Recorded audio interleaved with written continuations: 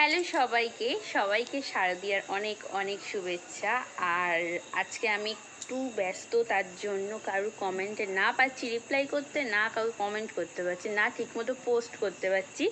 যেহেতু আমাদের বাড়িতে দুর্গাপুজো হয়, আজকে ঠাকুর আনতে গেছে, বাড়িতে বলতে আমার বাবার বাড়িতে।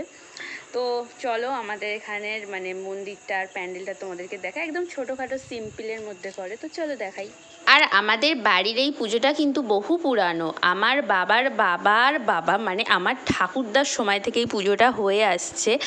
আর আগে শুনেছি নাকি মন্দিরের ভিতরেই ঠাকুর নির্মাণ হতো, এখন বাইরের থেকে কিনে নিয়ে আসা হয়, বাট আগে এখানেই ঠাকুর তৈরি করা হতো। কিছুক্ষণের মধ্যেই এই জায়গাটা পুরো পরিপূর্ণ হয়ে যাবে, তোমাদেরকে আমি নেক্সট ভিডিওতে দেখাবো মাকে নিয়ে আসার পরে। আর আলপনাটা কিন্তু আমি দিয়েছি, কেমন হয়েছে জানিও। এখন চারিদিকটা দেখো কত সুন্দর আলোয় আলোকিত। আর পুজো মিটে গেলে ভীষণ মন খারাপ হয়ে যায়, পুরো অন্ধকার হয়ে যায়। তো চলো টাটা।